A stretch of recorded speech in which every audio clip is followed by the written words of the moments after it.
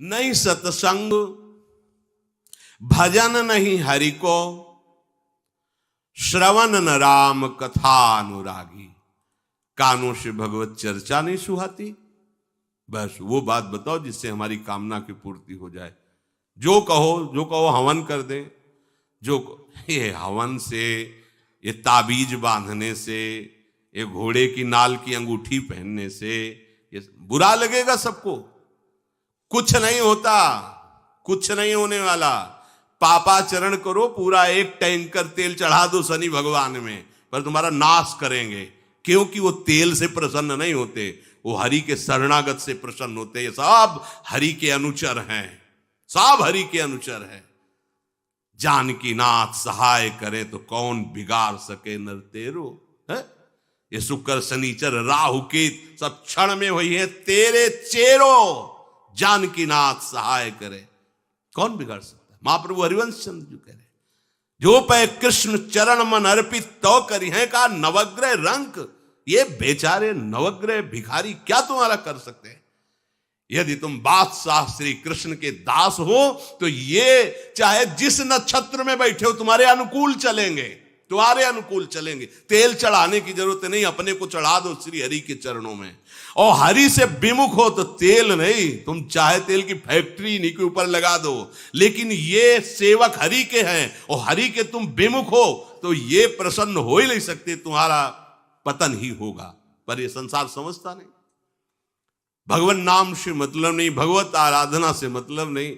अरे भाई ये लोकपाल हैं, जानते हो भक्त को भी काम क्रोध क्यों सताता है।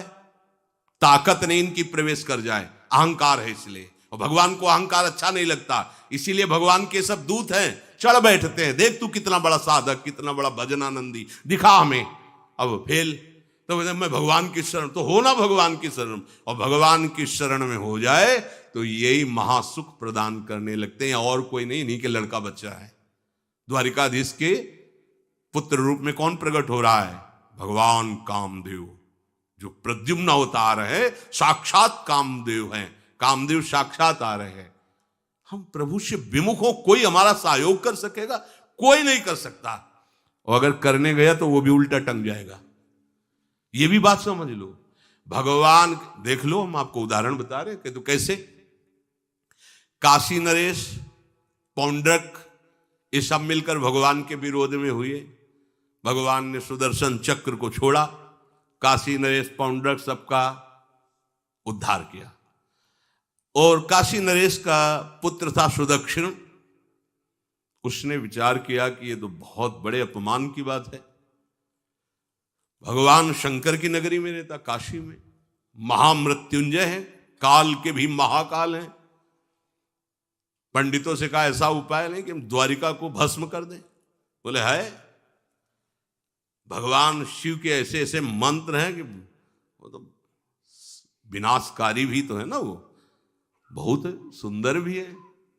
कर्पूर गौरम करुणावतारम संसार सारम, करुणा के स्वरूप है। आशुतोष नाम है। एक चुल्लू जल ऐसा कोई देवता नहीं मिलेगा जो संसार में कोई देवता नहीं खाता, वो इन पे चढ़ाए जाते हैं। अकौड़े का फूल, धतूर का फल ये कोई पता है? नहीं पता। इतने से वो प्रसन्न, इसीलिए वो आशुतोष रीझ जाए तो पूरा नगर का नगर सोने का ऐसे दे दिया, लंका उन्हीं दे दिया। और अगर दृष्टि बदल जाए तो हनुमान जी बनकर पूंछ में आग लगा को श्रीलंका को नाश कर। बड़े विचित्र है। हाँ है भगवान शंकर विनाशकारी, द्वारिका को भस्म कर सकते हैं।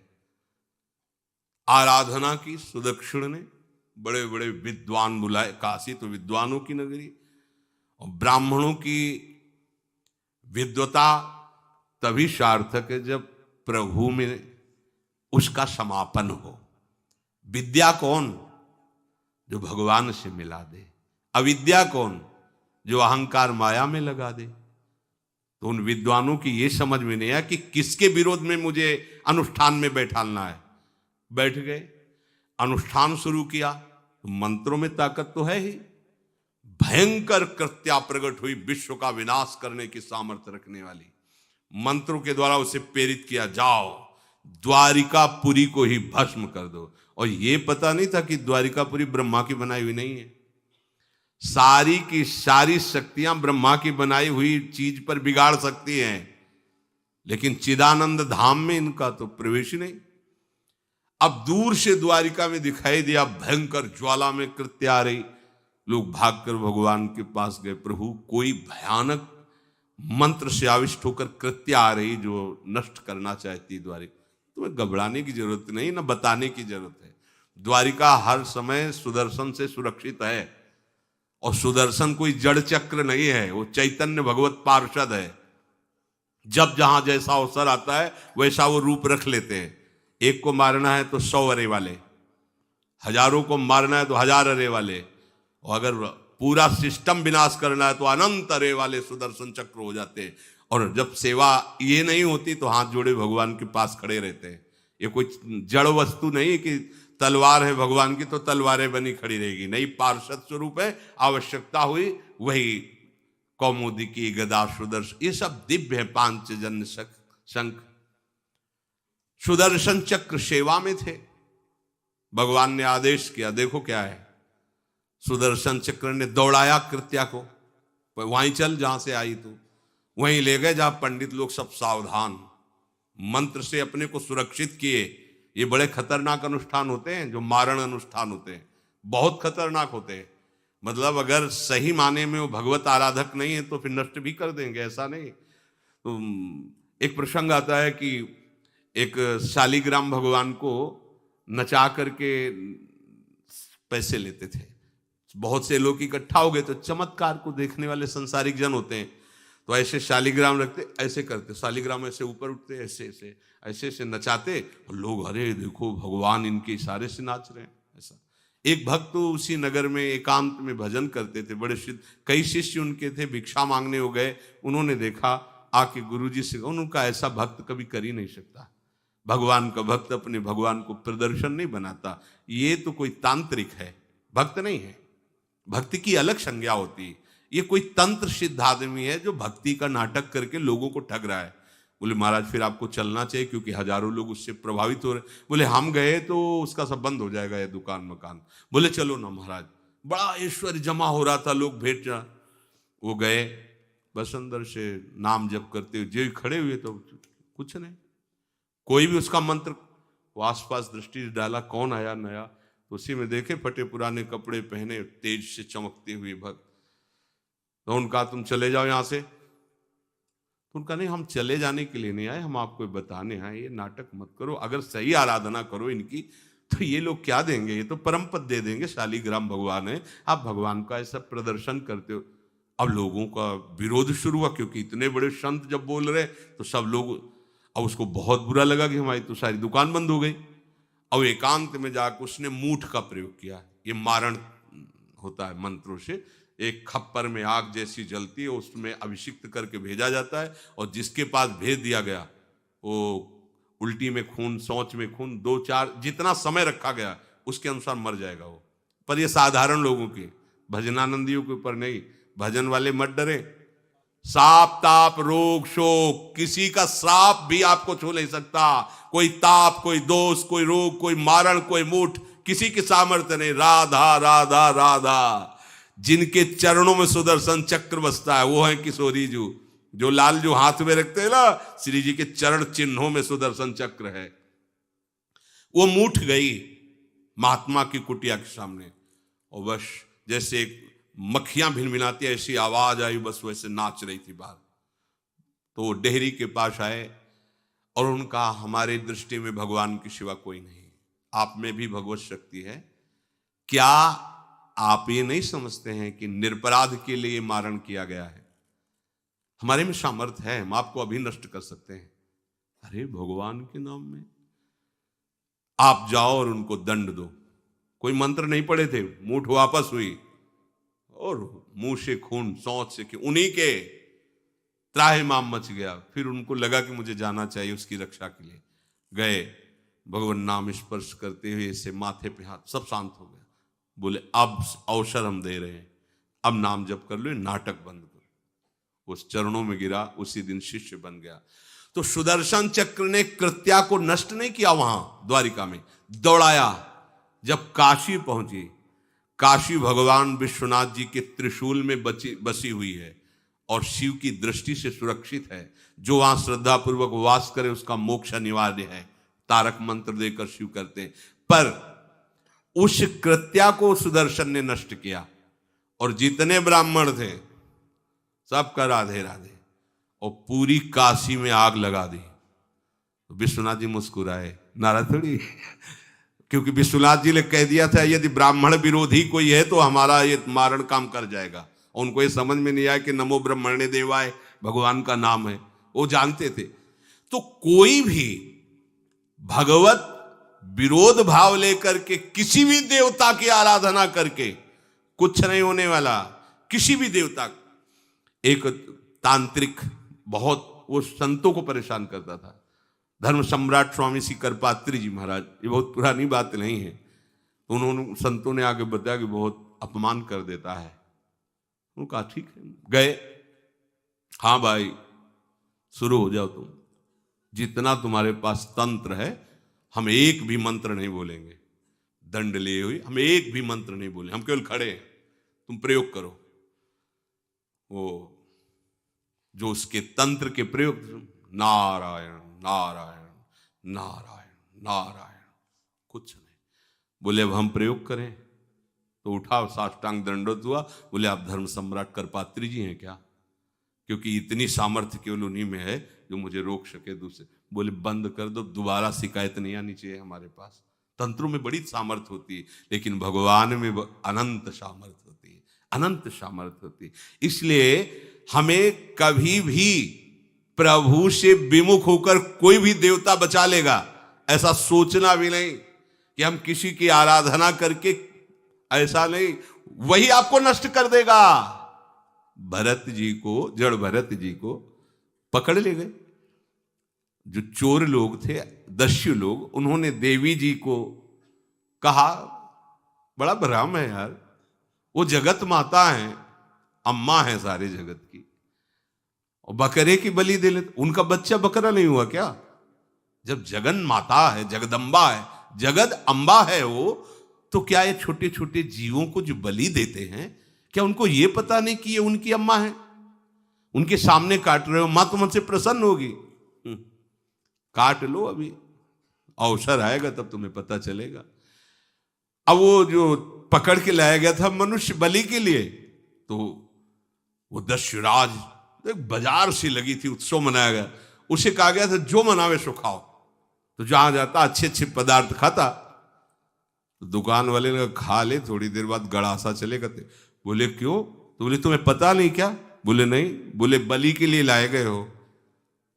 अब तो जलेबी मुंह की मुंह में रह गई कि इसके बाद गड़ासा चले। आसपास देखा तो रक्षक इधर उधर थे, भाग लिया। अब रक्षकों ने देखा कि वो तो है ही नहीं, अब उनको बड़ा भय लगा। अब वहां कोई फोटो थोड़ी खींची गई थी कि बलि किसकी चढ़ानी है। अब वो भागे, महाराज बैठे थे पद्मासन में, जड़ भरत जी ब्रह्माकार वृत्ति, इन्हीं को पकड़ ले गए। बढ़िया तगड़ा तंदुरुस्त है। और दस्युराज ने कहा बलि का जो वो लाया गया, हाँ महाराज, अष्ट देख के प्रसन्न हो गया, तेजो में हष्ट पुष्ट ब्रह्माकार वृत्ति इनकी। बोले स्नान करवाओ। सालों से स्नान नहीं हुआ तो को उपटन लगा के स्नान कराया। खीर पुआ रबड़ी रसगुल्ला सामने भोग लगाओ, दबा के खूब खीर पूरी रबड़ी पाई। अब वो तो भगवान के प्रेमी भक्त है, ब्रह्माकार स्वरूप है, अपने स्वरूप में स्थित है। इसके बाद तिलक लगाया। बोले गर्दन झुका। भरत जी अंदर से कह रहे खीर खाया ना, अब गर्दन भी झुका, गर्दन भी कटेगी। भक्त की गर्दन यदि श्रद्धा से झुके तो ठीक, अगर जबरदस्ती से झुका दिया तो तुम झुकाने लायक नहीं रह जाओगे, भी ध्यान रखना। क्योंकि ये गर्दन अब गर्दन नहीं, ये किसी और की शान बन चुकी है। भक्त की गर्दन किसी की शान है और वो उनकी शान है जो सबकी जान है। देवी जी की मूर्ति में आग लग गई, दाह शक्ति पैदा हो गई। जे ही जड़ भरत जी का शरीर ऐसे किया, फाड़ करके मूर्ति भद्रकाली प्रकट हो गई। और जो गड़ासा काटने उसी को उठाया, काट काट के उन्हें दस्युराज से लेकर समस्त सांप को काट करके खून की होली खेल दी। भरत जी ने देखा जब कोई काटने वाला नहीं है तो बोले ठीक है अब चलो पचाने के लिए टहलते हैं, थोड़ा खीर पुआ खाया, चल दिए, कोई रोक। देवी जी से एक बार भी लिखा कि मां बड़ी कृपा है। जो भगवान का भक्त है वो दूसरे की कृपा भी नहीं मना सकता। नहीं, एक बार भी मुड़कर ऐसा प्रसंग नहीं आया कि देवी जी के देखो बड़ी रक्षा कर, कुछ नहीं। प्राण जाने पर कोई भय नहीं, रक्षा होने पर किसी की स्तुति नहीं, अपने मंगल विधान। हरि आश्रय, सत्संग हरि आश्रय देता है, बहुत बड़ा बल हरि है, मान लो। एक दिन आपसे कह रहे थे कि जब आपने देखा नहीं उनको, उनसे बात नहीं हुई और आप उनके जनों से बात सुनकर उनकी तरफ चल पड़े, इस बात से हरि आपके ऋणी हो जाते हैं। भगवान इसी बात से ऋणी हो जाते हैं। बस ये बात आप हृदय में बैठा लीजिए। जैसे लोग प्रश्न करते हैं ना कि हमने भगवान को देखा नहीं, भगवान को हम कैसे, किसी की बात तो मान लो ना। आप मान लो, वो तो आपके अंदर भी बैठे हुए हैं, वो आपको इतना प्यार देने लगेंगे। जहां कोई सहायक नहीं होगा वहां हरि आपको दिखाई देंगे, देख लेना। बिगड़ी ऐसे क्षण में बन जाती है, ऐसा लगता है गला कटा तो वो तलवार गले तक आएगी, हार बनकर सुगंधित फूल बन जाएगी, पर गले तक आने आने तक तुम्हारी निष्ठा देखी जाएगी। नहीं नहीं, बस मेरे हरि का यही विधान, वो आते आते हार बन जाएगी, वो तलवार तुम्हारा गला नहीं काट पाएगी, क्योंकि गले में हरि नाम चल रहा है। मान लो हमारी महालक्ष्मी चरण चापती रहती, क्या चाहिए तुम्हें, क्या चाहिए। आप सच्ची मानिए, क्या मतलब कितनी मलिनता छा गई है। हम इसको मार देंगे तो 2 लाख रुपए मिल जाएंगे, ये कर देंगे तो, अरे भैया अगर तू हरि नाम जपेगा तो इसकी कीमत नहीं है, कीमत नहीं, अमूल्य वस्तु है। इसके ब्याज में तू कुबेर बन सकता है, मूल्य तो कभी खत्म होता ही नहीं है, ब्याज में तू ब्रह्मा बन सकता है। बनना तो चाहे, भक्तजन तो कहते हैं नहीं चाहिए मुझे ब्रह्मा का पद, परमेष्ठी पद, नहीं चाहिए सम्राट पद, नहीं चाहिए योग की सिद्धियां, मुझे प्रभु आपकी दास्ता चाहिए। ये बात कितना महासुख होगा उस भक्त को जो इन बातों को कह रहा है नहीं चाहिए मुझे, मोक्ष सुख नहीं चाहिए। वो ऐसे थोड़ी कह रहा है, श्रद्धा से नहीं कह रहा, अनुभूति से कह रहा है, मुझे नहीं चाहिए ये सब, इनमें वो सुख नहीं है जो आपके चरणों के समीप रहने में सुख है। नहीं सत्संग भजन नहीं हरि को, श्रवण न राम कथा अनुरागी, सुत बीत दार भवन ममता निसि सोवत अति न कबहु मति जागी। अरे तेरी बुद्धि सो रही है, जगा दे। पुत्र में, रुपया में, स्त्री में, मकान में, इसमें सबकी ममता होती है, सबकी, जितने सृष्टि में पैदा हुए हैं। केवल सत्संगी की नहीं होती। जो असली सत्संगी है उसकी ममता प्रभु के चरणों में होती है, क्योंकि वो जानता है सब रूपों में प्रभु ही है, ये सब पसारा प्रभु का ही है, इसलिए ममता उसकी प्रभु के चरण। एक अहमता ममता ये जग में है दुख जाई, ये जब श्री जी की ओर लगे तो होत परम। जाग जा, बिना जागे दुख दूर नहीं हो सकता। जैसे स्वप्न में हम देख रहे हैं कि समुद्र में डूब रहे हैं, अब जागृत में आसपास सैकड़ों नाव लगा दें तो बच जाएगा क्या वो, क्योंकि वो तो सो रहा है और वो स्वप्न में देख रहा है। अब हम नाना प्रकार के तैराकों को बाहर तैनात रखें तो उसको कोई सुख मिलेगा क्या, क्योंकि वो स्वप्न में। उसको अगर सुखी करना है तो एक ही उपाय, जगा दे। जगा दो तो ना समुद्र रह गया ना डूबना रह गया। ऐसे ही संसार में मोह से ऐसे ग्रसित जीव हैं, भाई इतना ही सुखचार है, और उसी स्वप्न में वो दुख से निवृत्त होना चाहते हैं। अब हम बाहर से उनकी कामनाओं की पूर्ति करने वाली बात करें तो क्या वो सुखी हो जाएंगे क्या?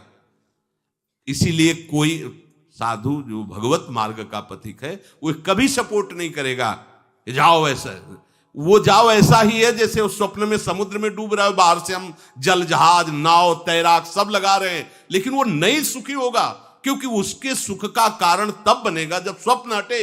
स्वप्न तब हटेगा जब वो जागे। जो सपने सिर काटे कोई, बिन जागे दुख दूर न होई, तो उसको जगा दो। साधुजन क्या करते हैं? जगा देते हैं उसको। जागो, कहां मोह निशा सब सो अनिहारा, देखे स्वपन अनेक प्रकारा, यही जग जामिन जागे जोगी। योग भगवान से जो तुमने वियोग कर रखा है, तुम जगो। जे ही जगोगे तो जे ही जाने जग जाए हेराई, जागे जथा स्वपन भ्रम जाई। कोई नहीं है यहां। एक कल श्लोक, मत्तः परतरम नान्यत किंचित अस्ति धनंजय, मेरे सिवा कोई नहीं। ये कब पता चलेगा? जागने पर। तो हमें ये बहुत कुछ दिखाई दे रहा है, स्वप्न है। उमा कहूं मैं अनुभव अपना, सत हरि भजन जगत सब सपना। तो बोले तुलसीदास हरि नाम सुधा तजी, सठ हठ पियत विषय विष मांगी। अगर कहीं संतों के पास भी गए तो क्या मांग रहे हैं? हठ करके विषय विष मांग रहे हैं। वो आत्मदेव नाम के एक ब्राह्मण थे, सब कुछ समृद्धि थी, संतान थी नहीं, बड़े दुखी गृहस्थी में। हमारा कुल चलाने वाला होना चाहिए। बड़ा भ्रम बैठा हुआ है, हमारा कुल चलाने वाला नहीं, तो सब बेकार, जीवन ही बेकार हो गया। बिना गुरु के यदि शास्त्र पढ़ोगे ना तो भ्रमित हो जाओगे। स्पष्ट लिखा, पुत नाम के नरक की उसको प्राप्ति होती जिसके संतान नहीं होती। अब तो गृहस्थ में बेचारा पड़े परेशान। उन्होंने सोचा इससे अच्छा है आत्महत्या कर लें। बहुत संतों के पास जाकर के यज्ञ करके सब अपनी कामनाओं की पूर्ति चाहते, दान पुण्य दे करके। उसने भी जितना उपाय हुआ किया, नहीं हुई संतान। मरने के लिए जंगल में, उधर से एक सन्यासी जी आ रहे थे। देखा साधु तो ब्राह्मण तो थे, उठे प्रणाम किया। देखा उनको उदास क्यों हो? उनका महाराज उदास ही नहीं, मैं तो आत्महत्या करने आया हूं यहाँ जंगल में। अरे ये तो महापाप है, आत्महत्या तो बड़ी दुर्गति का कारण है। बोले महाराज अगर आप बचाना चाहते हो तो आप कृपा करो। क्या क्या चाहते हो? बोले हमारे पास सब कुछ है, बेटा नहीं दोगे तो हमारा जीवन बेकार। तो उन्होंने अंतर्दृष्टि से देखा और कहा 7 जन्म तक तेरे पुत्र नहीं भाग्य में तेरे लिखा है। तो उसने कहा फिर तो अभी मरते, आत्महत्या करते। हम 7 जन्म की बात, हम 7 दिन नहीं जिएंगे, हमें पुत्र चाहिए। संत का दयालु। देखो जिनके पास तपस्या और भजन का धन होता है, जब भगवान अधीन है तो कुछ भी कर सकते हो, कुछ भी कर सकते हैं।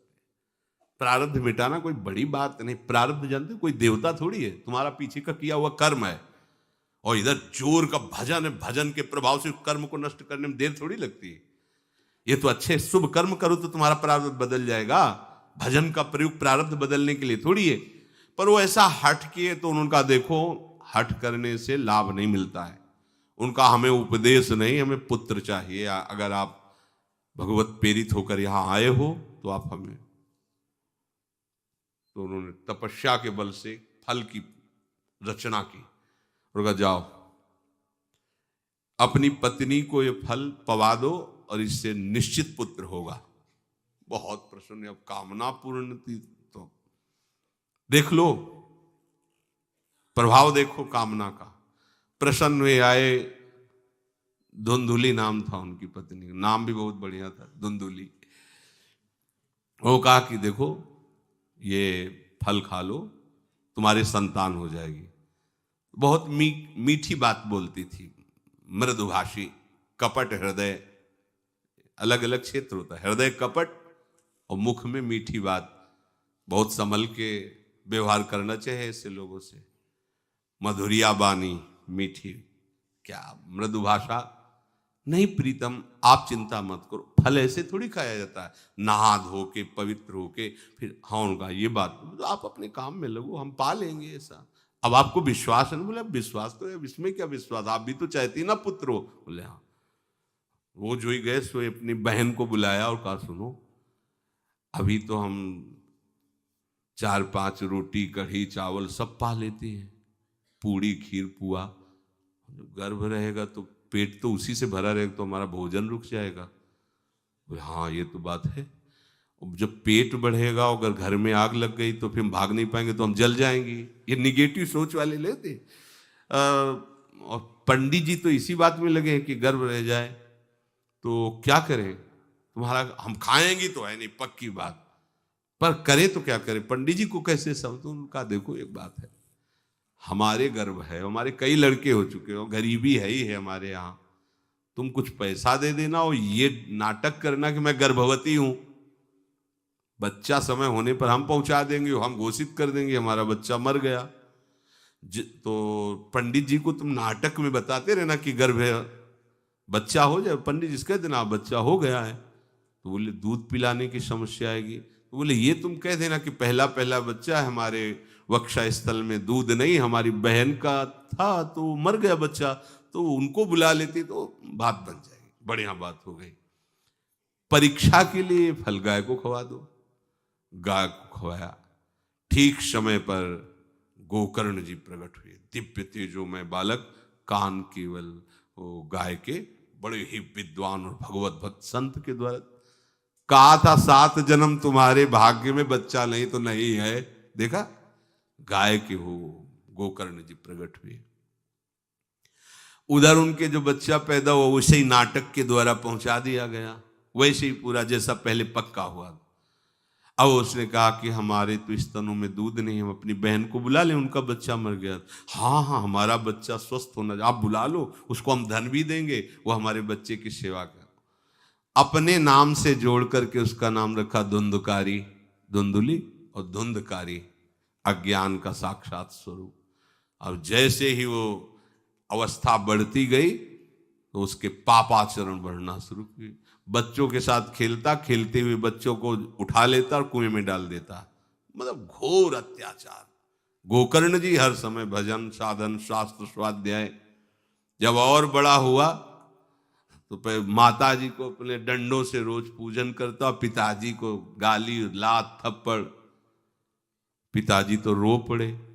गोकर्ण जी से कहा कि बेटा हमारी गाय से प्रकट हुए पर भरोसा आप ही का है, बचा सकते हो, तो बोले पिताजी जाओ यहां से, भाग जाओ यहां से, एकांत जंगल में जाकर भगवान श्री हरि का भजन करो। उन्होंने 2 श्लोकों में उपदेश किया। दूसरा श्लोक ये, धर्मम भजस्व सततम त्यज लोक धर्मान, सेवन सदा साधु पुरुषं जहि काम तृष्णाम, अन्यस्य गुण दोष चिंतन मास मुक्त्वा, सेवा कथा रस मोहो नितराम पिबत्वम। हे पिताजी, अब तुम लोक धर्म का त्याग करके भागवत धर्म को स्वीकार करो, एकांत में जाकर साधु महापुरुषों के संग से उनके उपदिष्ट उपदेश के अनुसार आचरण करो, प्रभु की लीला कथा सुनो, ना कोई कामना ना कोई तृष्णा, किसी के गुण दोष का वर्णन मत करना, और सदैव भगवत सेवा भावना में रहना, इसी जन्म में तुम्हें भगवत प्राप्त। वो तो उधर गए, इतनी पिटाई की उसने माँ की, माँ कुएं में गिरकर आत्महत्या कर ली।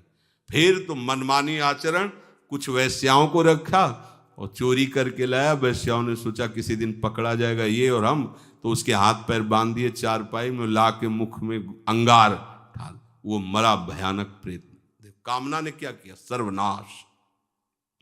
किसी को हरि विमुख होकर कभी सुख मिल सकता है? आप संतों के पास जाइए, अपनी कामना रखिए, हम ये नहीं कहते कि कामना तुम त्याग पाओगे, कामना रखिए, भगवान के पास जाइए, अपनी कामना रखिए, क्योंकि आप कामना से युक्त हैं, पर छूट इतनी दे दीजिए कि जिसमें हमारा मंगल हो वो करना। जैसे नारद जी भगवान से अपनी कामना रखते हैं कि हमारा ब्याह करवा दीजिए, और बाद में एक छूट दे देते हैं कि जेहि विधि होए नाथ हित मोरा। तो हरि को अच्छा लगेगा, गुरुजनों को अच्छा लगेगा कि इस कामना से इसका कोई जीवन बाधित नहीं होगा, वो पूर्ण भी कर देंगे। और अगर लगा कि इसका पतन हो जाएगा तो आप रोते रो तो भी कामना की पूर्ति नहीं करेंगे। उत्तम बात तो ये है कि कामना हरि की प्राप्ति की करो, वो सर्व सुख स्वरूप हैं। किसी का अन्य आश्रय अन्य बल ना लेते हुए अपने श्यामा श्याम के चरणों का आश्रय लेकर निरंतर भजन करो, तो ये अनुभव हो जाएगा कि सुख किसे कहते हैं। अभी तुम्हें परिचय नहीं मिला, सुख किसे कहते हैं। सुख सच्चिदानंद है, सुख एक रस है, सुख अविनाशी है, वो सुख सदैव बढ़ता रहता है, घटता कभी नहीं। एक रस होते हुए भी प्रतिक्षण वर्धमानम है, कभी कभी अंत नहीं होता इस सुख का। ऐसे अनंत सुख के लिए हमें मनुष्य जन्म मिला है। प्यारे इसे मत खोइए, हर समय राधा राधा राधा राधा राधा, और किसी को दुख मत दीजिए, कोई गंदा नशा मत कीजिए, कोई गंदे आचरण मत कीजिए, गंदा भोजन मत कीजिए जिससे अन्य जीवों को कष्ट हो, ऐसा कोई भोजन स्वीकार मत करो। इसी जन्म में आप देख लेना, इसी जन्म में आपको वो वस्तु मिल जाएगी, निहाल हो जाओ। हम किसी पक्षपात की बात नहीं करते। अगर इस छाती को बचपन से अभी तक ऐसा, तो हम कह देते कि भाई आगे कुछ भी हो, कोई भी हमारी गलती हो, हम ये मान सकते हैं, पर हमें ये पता चला कि बचपन से आज तक जलता ही रहा, कभी शांति नहीं मिली, भागता ही रहा पर कभी विश्राम नहीं मिला। पर हम ये आपको कह रहे हैं कि जैसा प्यार प्रभु वैसा अन्यत्र कहीं कभी कहीं नहीं मिला। और प्रभु के प्यार का मूर्तिमान स्वरूप हमारी प्यारी जू, निहाल कर दिया प्रभु ने प्यारी जू के चरणों का आश्रय और उनका परिचय देकर। पूछो बस, यहां वाणी मौन हो जाती है, प्यारी जू तो प्यारी जू। और हम ही नहीं, आप सब महाभाग्यशाली है। वृंदावन आए, राधा किशोरी जू के घर में आए और उनकी चर्चा सुन रहे हैं, उनके सिद्धांत सुन रहे हैं।